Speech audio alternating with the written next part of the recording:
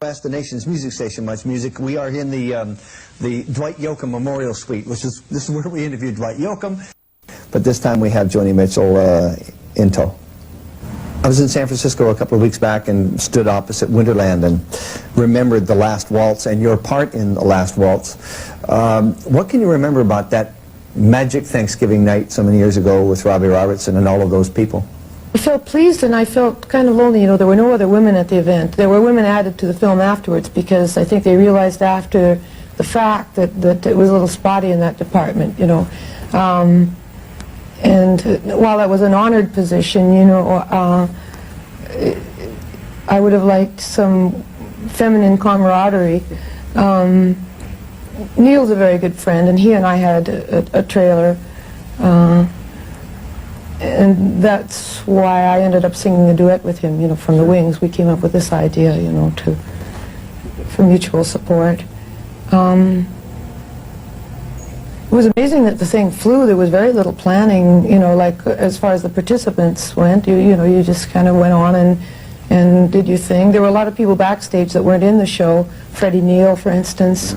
So it was a meeting of people from different parts of your life. I remember thinking at the time, in a way, while it was a beautiful thing, in a way it was a kind of a sad moment, almost as if it marked the turning point or the end of the old guard, you know, like it was a wrapping up and a signing off. It definitely was for Robbie until recently, and I didn't feel ready to wrap and sign off, you know. Could you have gone away? I mean, Robbie went away for 11 years, ostensibly. He wrote soundtracks and filmed them, but he didn't tour or anything. Could you have turned your back on music like that? I've threatened to quit all the way along, and I have quit from time to time, but never for that length of time. You've said you've quit, but in your heart of hearts? Well, I've taken sabbaticals, but I can't stop writing. So, you know, even while I'm away, I end up with a collection of songs, and they go back in the studio, and then everything follows suit. And then you're back on the road again. You have described your songs as your babies, so one would presume that would be from a seedling to the whole recording finish process. Well, there's a nurturing. I have no children, yeah. So I guess my maternal instincts or the energy that would be put into mothering goes into the creation of music, and I see the song more as the different aspects of the personality of the child. It's more the album that is the child, and the child, you know, is nurtured, and you try to put the best of yourself into it, and the release of an album is almost like sending your kid into the first grade. You know, you hope all goes well. You know, sometimes it comes home crying with a bloody nose, you know, and you have to give it a pep talk and say, you know, don't worry, you know, you're going to grow up to be a nice kid, you know. 10 years down the line, they'll recognize that you're a nice kid, you know. You're a little hard to look at sometimes. Bruce Springsteen, in his introduction to Bob Dylan entering the Rock and Roll Hall of Fame, made the comment that people won't let Dylan forget about Like a Rolling Stone and those great songs, Highway 61 Revisited, and that they tend to ignore some of his recent work. If another younger artist had come along and written that work, that they would call him the new Bob Dylan. Yeah, it's true. Yeah, and I see the same thing in some cases applying to you as well, that some of those people out there would not let you forget your court and spark period and let you get on with what you want to do now. Or Steely Dan, you know. Sure. Like you take Asia and Gaucho.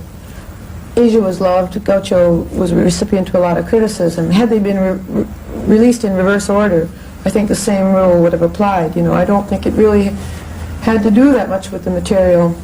It has to do partially with the phenomenon of expectation. If a project is loved, for instance, this record has had wonderful press and a wonderful tailwind, you know, there is a high degree of possibility that no matter what I do on the next one,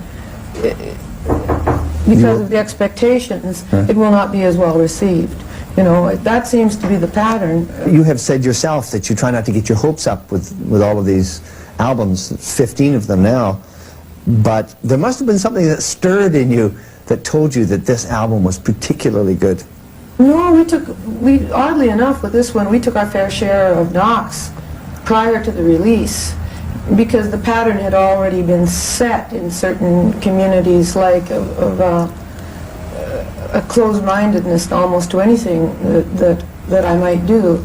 So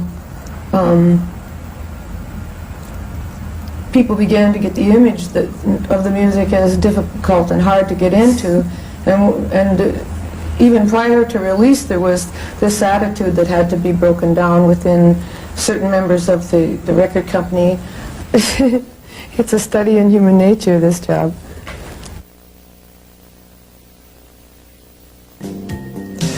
You were asked recently in a wonderful book, does your audience know you as well as we think we do? And you made the comment that you put out your songs, and if they spark off of those people the way they sparked off of you, then you have that in common, and yes, we do know you.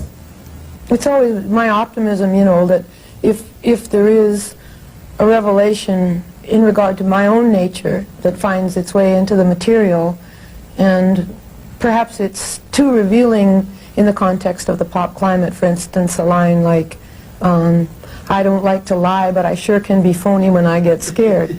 You know, you think to yourself as you're writing this down, well, gee, God, you know, Joan, I mean, you know, do you really want to put a line like this out into the, you know, into the world? You want to be responsible for that kind of frankness. And actually, the first live performance of that song was in San Francisco at Mimi Farina's festival, Bread and Roses. Bread and Roses, yes. And after I sang it, there was a murmur that went out as that line struck the audience. Well, it was more than a murmur, it was like a gasp. It was like, oh! But there were hundreds of voices that went, oh! Like that, and it was kind of a treat because I said to myself, oh, good, you know, like, I mean, hopefully that's not that they're shocked at me, but that's the sound of kindred experience, you know, expressing itself. Didn't you have the opposite reaction at Amnesty International when you were singing the song #1 and people were throwing things at you? What happened? It was a New Jersey audience. New Jersey audiences get drunk as the day rolls on and like to throw things. And they'd been throwing things at Bryan Adams, who went on before me.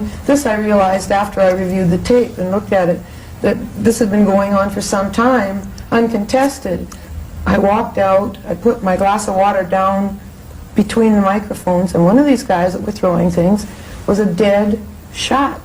And it hit the glass, and the water rooster-tailed up to eye level. You can see it on the film. There's this shiny stripe of material. Well, I thought it was breaking glass. So on national television, I went to the lip of the stage and told them off. Yes. For which I received Worst Performance of the Year in Rolling Stone magazine, my annual Worst Of award. And the next song, though, was this song #1.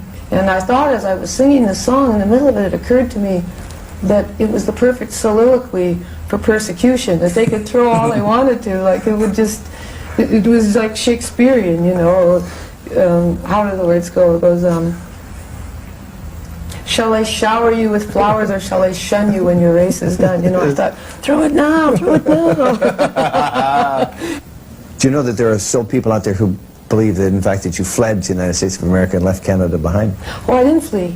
No. See, that's something we should maybe clear up. Good. You know, I know it is perceived in some circles that I am an expatriate. You know, I said in one of the interviews, like, well, couldn't you perceive me as an ambassador? You know, why? I still have my passport. Why is it that I'm a traitor for having gone to the States when I could barely get any work up here? You know, it wasn't even for the sake of, it wasn't for conquering, it wasn't ambition that took me across the border. It was bread and butter, you know. I met a folk singer from Detroit, Chuck Mitchell, who I later married, actually. He drew me across the border on the pretenses that he could get me work in some small towns in the outlying Detroit area. And while down there, convinced me that I should marry him. You must have got an example of what Canadians feel for you. For example, at Tears Are Not Enough. Here are artists who are singers and songwriters in their own right. They have their own audiences coming up to you and letting you know how important you are to them and what comfort it is to know that they have a leader in you. Well, you never really know what you mean to other people, you know. Until they tell you. That helps, yeah. I guess if people tell you, then there's an attempt to clarify it. It's not even good to know. You know, I mean, it's better not to know, don't you think? Don't you get people coming up to you saying, listening to such and such an album was an experience that changed my life? Oh, yeah, but this is different now. This is the connection that I enjoy. What I enjoy is when the song goes into a life. I'll give you an example. There was a dancer in New York City, black, gay, estranged from his father because of his lifestyle. And he did a ballet with all different kinds of dance expression. He did an evening of dance using my music and King Sunny Aday's music. And his father attended it. At the end of the performance, his father came up very excited, and he wanted to talk to him, especially about the song Ethiopia. So the dance and that song created a dialogue between a father and son who hadn't spoken for many years. 2 weeks later, the man died. So, not the dancer, but the father. Yes. So this song was catalyst to a dialogue, one of the last opportunities. These are the kind of things that I think are beautiful. That's the optimism that I have for my music, that it would enrich a life. I find it interesting that 4 artists have chosen to make a statement about the Indian nation, North American Indian nation, past and present. And they are Bryan Adams, Robbie Robertson, Bruce Cockburn, and yourself. All of you Canadian. You all know each other, and of course you and Bruce Cockburn go back so many years. Why is that you all struck on the same chord? Well, I've always written about Indians in my music. They appear in my dreams from time to time. So, to me, the Indian problem is not an isolated problem over there. It's not like empathy for those poor people. We are all in this together. Yeah. You know, and that's the main thrust behind the writing of my song. I'm not really familiar with Robbie's or Bruce's. I don't know what points they're emphasizing, but the points that you all make are that this earth is that we live here, and it is a combination of myth and spirituality, and even Midnight Oil in Australia are saying exactly the same thing that you all say, and that is respect the land rights of the North American Indian and the Aborigine, and give them back the land that we stole from them. Well, you know, I mean, I think that they may be the meek that shall inherit the earth, you know, although tribally many of them have lost their earth lore also with the reservation difficulties with that you know, the white man has imposed upon them, with the robbing of their culture and the bringing of Christianity, which does not apply to their way of thinking, and the black coats and the booze, you know. Although on many reservations there is reform afoot and a rediscovering of old values, I'm very optimistic and frankly a little romantic, you know, about Indian and Inuit people, and I get an alien kind of vision from time to time where I think I see things like an old primitive, you know, and I look upon the Frankenstein of white progress as complete insanity.